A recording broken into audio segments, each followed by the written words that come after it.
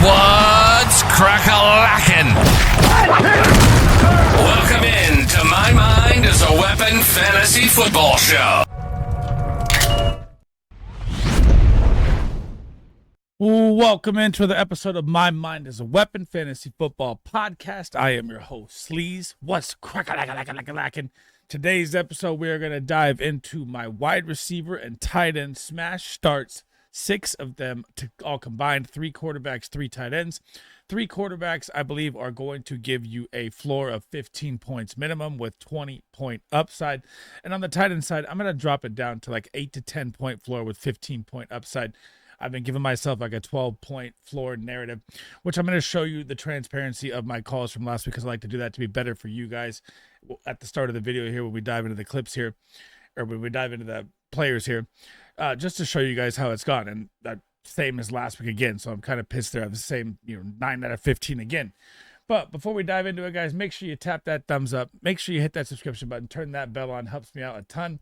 If you guys haven't checked out the sponsor, drafters.com, make sure you sign up using promo code SLEAZE. It will double your initial deposit up to $100. And then you can also check out the Guys FF Discord. Both those are pinned in the comments and in the description of the video. Me and my partner, Big Draft Energy, we cover everything fantasy football in there for you guys.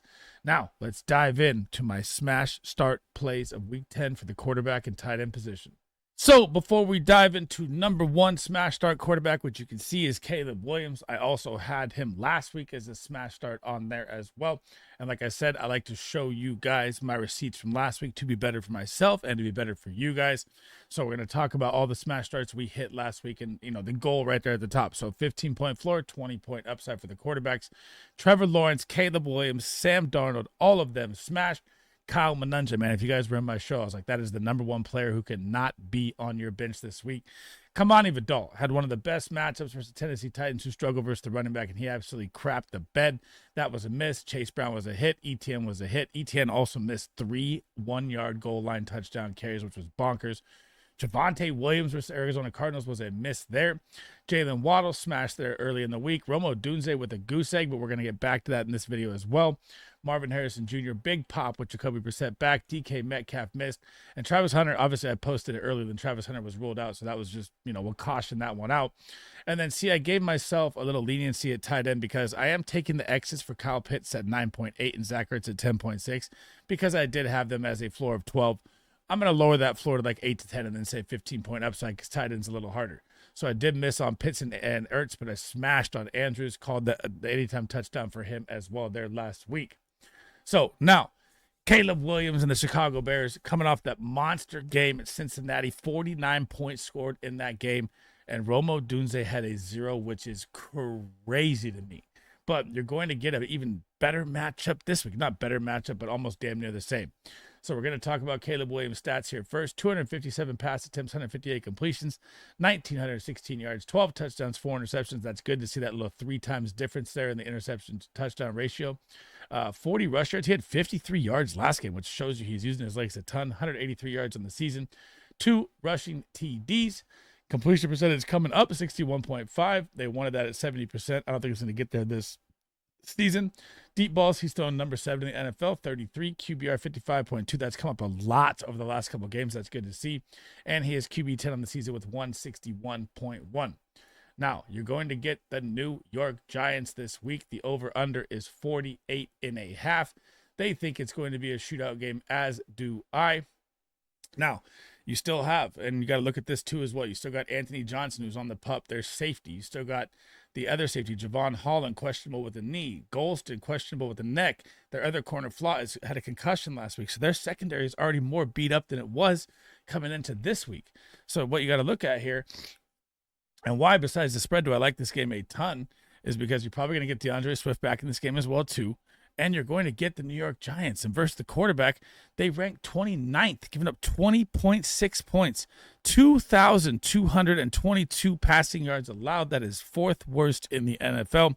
15 passing TDs they've given up, 216 yards rushing on the ground. And you know with that front 7, how they get after you. The Caleb Williams is going to have to use his legs in this game because the Giants front 7, they attack you off the edges with tons of pressure. And they've given up 3 rushing touchdowns on the ground. Now, we go over here. And we go, well, if they're bad versus the quarterback, then they must be bad versus the wide receiver, right? Oh, they're definitely bad in the secondary. And like I said, they're more banged up now from the last game than they were even coming into this game. 37 points per game they give up to the wide receiver as well, ranking 26th. Whew. Rome Odunze is going to bounce back in this game. DJ Moore is going to have a big game. Colston Lovin if there's no Cole Kmet, I like in this game as well. And I love DeAndre Swift and Manunja as a sleeper play in this game as well too, but I'll get to that in my videos later this week. Caleb Williams is easily going to give you a floor of 15 points with major 20-point upside. And think about last week, man. He dropped 47. I'm going to say possible 30-point upside again. Smash quarterback number 2 is going to be none other than Jaxson Dart. Of course, if we're targeting the Chicago Bears game on Caleb Williams' side, you know we're going to target Jaxson Dart in that same exact game because the Chicago Bears defense is in the same type situation without a good as a front as the New York Giants have. In their secondary, they are depleted. So, again, the over-under 48.5 in this game. And now you got to look at the Chicago Bears side. And Jalen Johnson, their superstar corner, has been out since the beginning. Kyler Gordon is also on IR. That is their other cornerback. Then you look at Daye Oyedingbo on IR reserve. That's their D end as well. He's missed the entire season. Now you got Amen Obengijinade, or I don't know how to say his name, Obengijimigba. He's on injured reserve as well. That's their linebacker. Dude, they're down like 7 starters on their defense. They're hoping to even get back Dominique Robinson this week to be questionable. I mean, their defense is going to be hurting across the board. That's why the Bengals game was such a high implied point total game to target last week. And that's why I loved Rome Odunze so much last week, but it just didn't happen. Now, when it comes to Jaxson Dart, this guy, dude, no Malik Neighbors, bad offensive line, doesn't matter. He's been out of his mind this season. He's been QB 3 in points per game since week 4 when he came into the league. And just wait till 2026, man. Wait till he has all his weapons. It is going to be glorious. So we got to look at his numbers here. And again, this is your small sample size. He missed weeks 1 through 3. So 175 pass attempts, 109 yards, 1175 passing yards, 10 touchdowns, 3 picks. That's great. 51 pass attempts, 251. That's an insane average per rush. 5 rushing TDs. That is what he gives you. 64.6 completion percentage. Deep balls 23. He missed 3 games as well. That'd be even higher. 60.8 QBR and 137.1. He is QB 16 on the season. If he probably started week 1, he'd probably be a top 3 QB, which is bonkers. Now, we've talked about all the injuries in this game. Now we need to look at how it goes for the Chicago Bears versus the quarterback. Because matchups are where these smash plays are born from. And guess what? The Chicago Bears, they rank 26th, giving up 19.7 points to the quarterback per game, 1986 through the air, 13 touchdowns, 178 yards on the ground, and a touchdown on the ground as well. When you're looking at a 20-point average that they give up weekly and their defense is beat up even more, how can you not like it even more? Now, we need to talk about how bad the Chicago Bears are versus the wide receiver as well. They are 30th. Giving up 38.63 points per game, 1289 through the air. They've given up 13 touchdowns through the air, second worst in the NFL. Now, I know you don't really have that Malik Neighbors, but Wan'Dale Robinson, kind of your, volume guy, slot receiver, going to get 10 targets probably a game. Darius Slayton, that boomer bust kind of hit guy. I wish they would have brought in like Jalen Waddle at the trade deadline, man. I don't know if it was worth the first round capital, but that would have been very nice to see. When Jaxson Dart gets more weapons, he's just going to be unstoppable. But the fact that what he's doing right now with what he has is freaking insane. And there's no way I'm sitting this guy versus this depleted Chicago Bears defense. Even if it's on the road at Soldier Field, I still love Jaxson Dart in this game a ton for easy 15-point floor with 20 to 30-point upside again. Smash quarterback number 3 is going to be none other than Matthew Stafford of the Los Angeles Rams. Yes, versus my 49ers. I know, in the division battle, which is going to be a huge game for playoff implications. And I can't believe what the spread is with the 49ers and how many injuries we have. And if you don't think that Shanahan deserves Coach of the Year for pretty much a backup quarterback, an entire second string, third string of players all year long, you are out of your mind. Now, we don't know if Puka Nacua is going to be out there in this game yet either. I haven't seen the update there yet. I think it's day-to-day for him, but I think he's going to be out there. But again, we don't know what the chest injury yet. But when you look at the 49ers side, it is just bonkers. And here is just 3 superstars that are already down. So you have Nick Bosa, obviously out for the season. Fred Warner, the best middle linebacker in football, out for the season. We just lost Michael Williams, our first-round draft pick, DN, out for the season. We have his backup, Matos, is out on injured reserve again.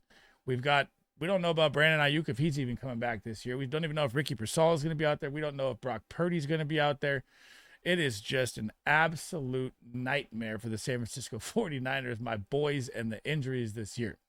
Now, when I was talking about last week with Stafford, I was worried about the Saints game and how that game script was going to go, and it just didn't matter. Stafford just came out gunslinging, 35 points in that game, still had 32 pass attempts, 281 yards, 4 touchdowns. He went absolutely nuclear. So his stats in the season, leading the NFL in pass yards, 274, 184 completions, 2,147 yards, 21 touchdowns to 2 interceptions. Talk about efficiency. This man has been unbelievable. 21 rush attempts for -6 yards. That's kind of a given with Stafford in his old age and his statue-style quarterback play. 62.7% completion percentage, number 2 in deep balls at 37, 66.5 top 10 QBR, and he's QB9 at 163.3. And you've seen the injuries, man. So when you even look at these numbers, right? So, and our defense to start the season was very, very good when we were healthy. So these numbers have just depletedly dropped from the top 10 all the way down for the San Francisco 49ers. So now we rank 20th versus the quarterback, giving up 17.7, 2,085 passing yards, 15 passing TDs, coming in tied for number 4 there as well. And we've given up 179 yards on the ground and 1 touchdown, but that doesn't matter either because Stafford, he's not going to run much at his old age. Now look at the wide receivers. We were also top 10 here at the beginning of the year. Now we're 22nd, giving up 34 points a game, 1391 through the air, 8 passing touchdowns. Even if it's Devontae Adams, even if it's Jordan Whittington out there and there's no Puka Nacua, this guy's still going to shred us. Tyler Higbee's been more involved. We've been getting killed by the tight ends and across the middle ever since Fred Warner's been gone. Kyron Williams is going to absolutely feast. You'll probably see a little bit of Blake Corum again in this game, who one of my locks was Blake Corum's rushing yards last week. That was an absolute hit. And the Rams are rolling, man. I know we beat him the first time around. I think it was week 5, if I remember, when we got the win with, again, all the injuries. But this time, I don't see us, at San Francisco maybe here, but I think Stafford is going to be an easy 15-point floor with 20 to 30-point upside again this week with how good he's playing. Heading over the tight end side, smash player number 4, tight end number 1, the rookie, my sleeper of the year out of Syracuse, Oronde Gadsden. Just took this job and ran with it from Tyler Conklin and Will Dissly, and it has been beautiful ever since. So what you also have to look at before going to this game, they do have Jabril Peppers and Chuck Clark are both questionable. That is both the safeties for the Steelers coming to this game. I do think they're going to play in this game, though, so we're not going to dive that deep into the injury stat there. 44.5 over under, big game, like playoff-wise, AFC-wise here. 6-3 Chargers, 5-3 Steelers, Sunday Night Football. Can't wait to see this one. Now, why do you have to like him even more? Because not only the fact that he is absolutely on fire since playing 70% of the snaps in week 6, he's had 15 points, 32 points, 21 points, and 15 points. But look at the yardage, man. This is crazy. I mean, 8 targets, 68, 9 targets, 164, 5 targets, 77, 5 targets, 68. He was an NCAA record for tight end rookie yardage right now through the limited games that he's played, which is absolutely nuts. So when you're looking at these stats, remember, this is all limited to about week 6 when he started getting his real role. So 38 targets, 32 receptions, 453 yards, which is crazy, 2 receiving TDs, only a 14.6 target share. He's got a lot of mouths to feed around there with, Lat McConkey, Keenan, and Quentin Johnson, and possible Trey Harris here and there. So that ranks 23rd. Snap share, 58.7. Again, over the last 4 weeks, it's been 75, 79, 77, and 80. So that's on the season. 62.6 route participation. That's gone up to about 80 as well. Slot snaps 94. That's number 16. They've lined him up everywhere. That's what you want. 8 red zone targets, which is number 6 in limited 4 games. These numbers are absolutely bonkers. He's tied in 11 at 87.3 points, and Justin Herbert loves his tight end, and he is going to love him again on Sunday Night Football because the Pittsburgh Steelers, this is where they are the weakest, is versus the tight end. They rank 30th. That is 3rd worst in the NFL. 18 points per game. 581 yards, bottom 5, 6 touchdowns allowed, tied for 2nd worst. You have to love Oronde Gadsden for an 8 to 12 point floor with 15-point upside and a major touchdown prediction in this game. I'm going to say anytime TD for Oronde Gadsden as well here. Smash start number 5, tight end number 2, none other than Dallas Goedert on Monday Night Football versus the Green Bay Packers. And it's absolutely crazy to me looking at this game that the Packers at 5-2-1 against the 6-2 Eagles at home are favored by 2.5 after just losing to the Panthers. But they're at home in Lambeau, so we got to look at that as well. Now, Dallas Goedert, this guy has just been unbelievable this year. When they said coming in that he's going to be a more focal point of the offense, I didn't buy into it. I always thought that he's never really a sexy start tight end. That has all changed in 2025. Look at these numbers, man. 39 targets, 30 receptions, 289 yards, 7 receiving touchdowns. What? That is bonkers. I wouldn't have said that on the season before it started. 20.9% target share. Nope. Number 3. Snap share 82.4. Number 9. Route participation 89.8. Number 4. All those are top 10 metrics. Slot snaps. That means they're lining them up everywhere as well. 112. That's top 12. Red zone target 7. That is number 9. And he has 100.9 points. He is tied in 6. And it is still not sexy to me for some reason with Dallas Goedert. But this guy's had how many games this year? He's played 7 games. He's had 1 game that was under 10 points. That was against the Minnesota Vikings. Now you get the Green Bay Packers. And the Green Bay Packers, where's their weak spot? They're just like the Pittsburgh Steelers. It is versus the tight end. They give up 15.9. They've given up 56 receptions, which is bottom 5 just in volume. 410 yards as well, and 5 touchdowns, which is tied for third worst to the position. And again, you have A.J. Brown kind of banged up coming into this game. We don't know how his injury status is. You know, their owner was just talking about the trade deadline with him and how he's a star player. We want to keep a star player on a star team to make our run. And I think if he's out there, it even opens it up more for Dallas Goedert here. And then the Green Bay Packers have just been getting gashed by the tight end. So this is going to be another big Dallas Goedert game with an easy 8 to 10 point floor with 15-point touchdown upside here. Last but not least, smash start number 6, tight end number 3, and god damn it, man, Dalton Kincaid. What did I say last week? Everyone tried to tell me that Dalton Kincaid versus the Chiefs and Spagnuolo, it's gonna be a bad matchup. He's playing limited snaps. He absolutely destroyed last week, and I think he's going to destroy again this week. But it is a sketchier call, you know, because I don't like to use like top names for the position, but you're also getting the Miami Dolphins here. So when you look at the Dolphins situation, and it looks like Chop Robinson's probably going to miss the game, and it looks like they might have Ashton Davis down as well, and they traded Jaden Phillips, their DN, and they almost traded Minka Fitzpatrick, would have opened up even more for Dalton Kincaid if that would have happened. But I also look at this game like a bad game script. So it's 50.5 over under. Buffalo's favored by 9.5 in this game. So it's kind of like if Dalton Kincaid doesn't score early, how does this really go? Is it a James Cook, Ray Davis show? It's the only scary thing for me here with him. But the way that Josh Allen is looking at this guy when he's out there, it's like he's his number 1 target, which is absolutely crazy to me. So he only played 35% of the snaps, which is crazy versus the Chiefs last week. It was one of those different aberration games. But when he's out there, he's utilized to the max. 6 receptions, 6 targets, 101 yards and a touchdown.